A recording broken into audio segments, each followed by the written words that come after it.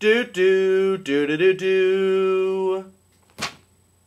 Ada tackles me and pushes me hurriedly into a nearby clump of bushes, and I know with some satisfaction that she, at least, is just as scared of Mr. Van Fluffenegger as I am, but at the moment I'm concerned about other things, like the slowly opening door and the imposing figure emerging from behind it, and also the fact that the bushes that Ada has chosen to push me into happen to be full of thorns. Not big ones, but definitely sharp. I make a mental note to, assuming we survive the incident, smack Ada in the back of the head.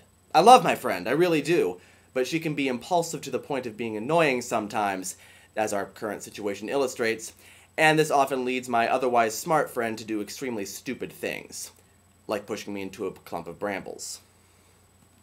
It doesn't take either of us long to figure out that the figure emerging from Mr. Van Fluffenegger's house is not, in fact, Mr. Van Fluffenegger.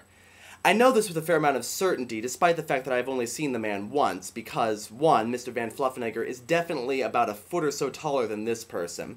2. Mr. Van Fluffenegger is in his 80s, and this person looks to be about mid-50s. And 3. Even if I am misremembering those other things, I am fairly certain that Mr. Van Fluffenegger, unless he's had some extensive surgery, is not female. The woman, who despite being very short is also quite large, closes the door behind her, shakes her head and sighs in what I'm fairly sure is an exasperated manner, and begins walking back from the house to the road where I imagine her car is parked somewhere. Before the woman has even made it a few steps, Ada emerges from the bushes and says, "Excuse me." I wonder, not for the first time, if my life would be simpler if I had a best friend with a normal-sounding name. Or even better, if I had a normal-sounding name. The woman turns, rather quickly for someone of her size, and fixes a beady-eyed stare not, I notice, at the person who has addressed her, but at the person who's still hiding in the bramble bushes like a 4-year-old boy who's been caught stealing cookies from the kitchen. I emerge sheepishly. "What are you kids doing here?" she asks, as I suppose anyone would if she's just caught you emerging from a clump of bushes outside of an old man's house. I listen to the cadence of her voice. German ancestry, I decide, probably 3rd generation, and definitely born and raised in Chicago.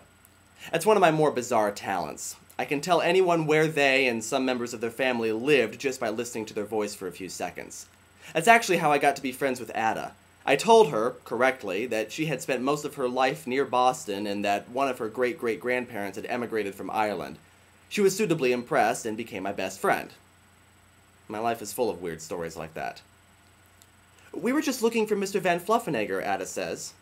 "Really?" the woman asks, crossing her arms across her chest. "And did you find him in the bushes?" I decide right then that I like this woman, despite the fact that at the moment I'm terrified of her. Anyone who can spout off a good sarcastic remark on the spot is okay in my book. The woman continued, "Mr. Van Fluffenegger's inside, but I'm afraid he's not in any state to be seeing visitors just now." It's only then that I notice that the woman is wearing the blue scrub pants and brightly colored shirt that I've come to associate with hospitals, and that she's carrying a bag with the earpieces of a stethoscope sticking out of it. I have to admire the irony of the situation. I can tell this woman her ancestry immediately, but it takes me 5 minutes to figure out that she's a nurse. "Is there something wrong with him?" I ask. I'm not sure why I care so much, except that for some reason I've always hated seeing people get sick, even people I don't particularly like. The nurse's look shifts from one of sternness to one of pity. "You kids are bleeding," she says gently. "Why don't you come out to my car and I'll get you patched up?" She turns and continues her walk to the street, evidently expecting us to follow. We do. One take, baby!